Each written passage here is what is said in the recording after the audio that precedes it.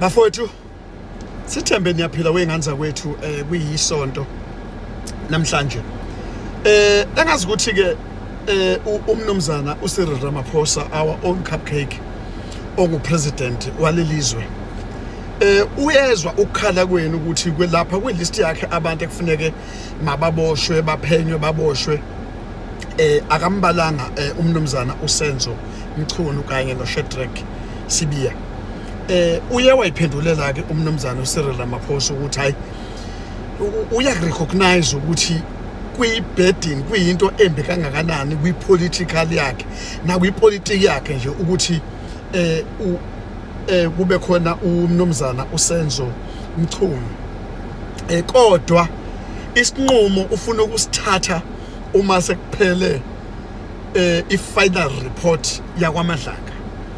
So inkulumo zakhe ziyasolisa ukuthi uyafuna ukumkhipha, kodwa ikhona lento umnumzana uCyril Ramaphosa ayisabayo.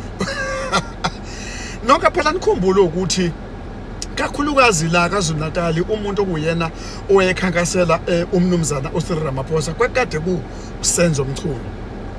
Kwakuyena impela umnumzana uSenzo Mchunu owayekhankasela uCyril Ramaphosa. So ke niyakhumbula ukuthi kunoba uCR17 kunesikhwama lesi kunalama bank statement anga-ansiliwe kanjalo. So ke umuntu owayekade erana iCR7 la KwaZulu-Natal kwakuyena umnumzana uSenzo Mchunu. So umnumzana uSenzo Mchunu kahle kahle unokuxhumana okuthizeni nomnumzana uCyril Ramaphosa. So ke ziningi futhi izimfihlo azaziyo ngomnumzana uCyril Ramaphosa. So ke isinqumo sokukhipha uSenzo Mchunu akuyona into elula kulona umnumzana upresident wezwe njengamanje eSouth Africa. So ke kodwa uthembisile noma akushilo ukuthi uma nje sekuphele uphothulo lonke leMadlanga Commission uzobe ke sethatha isinqumo esibalekile ngomnumzana lona uminister osamisiwe uSenzo Mchunu.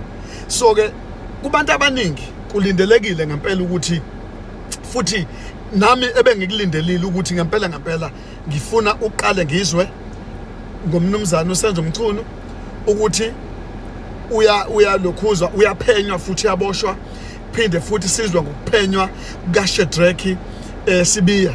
Siyafuna ukuzwa ngalabantu laba abama leader amakhulu, hayi ngoba sebazonda bakwethu, kodwa sifuna i-accountability. They must take full responsibility for all what has happened. Uma ngabe usolwa izinto ezisolwayo kade uyi-leader awulidanga by example, siyafuna ukuthi ngempela kube khona i-accountability ezokwenzeka. So ke yilokho kokusho umnumzana uCyril Ramaphosa ukuthi hayi ukuthi ngoba ezibile udaba lika mnumzana uSenzo Mchunu, kodwa ufuna ukuthatha isinqumo kahle mase kuphele uphothulo lokuphenywa noma iMadlanga Commission. Mase siqede sisubmita yilapho khona ezobe sesithatha khona isinqumo. Ngicishe ngumuzweke lapho ngoba uzosithatha isinqumo manje kanti kuseza ngempela okujulile ngomnumzana uSenzo Mchunu. Ake silindeni ke nganza kwethu, ake sitheni igozololo iMadlanga ukuze iphenye. Sibonge futhi neMadlanga ngokwenza kwayo umsebenzi omuhle oncomekayo. Hayi bakwethu, hayi siyibona ukuthi ubambe ngezandla zonke umsebenzi, yenza umsebenzi oncomekayo. Bekuyilokho ke nganza kwethu ngesonto ukuthi ake nginije nqaphu.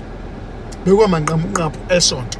Soqhubeka nje ngokuhamba kwalo siza ukuthi ubani owenzani, ubani ozothula okwenzakala. Sizolindela le ndoda le eyabonakala lapha emzini kaMolefe iphuma nesikhwama sezindodla zemali ukuthi isiphatheleni. Sibonile ukuthi ummeli wayo usavele wathi isikhathi akanaso, udinga isikhathi esenele ukuthi ikhasi noma lazo lizovela. Thank you.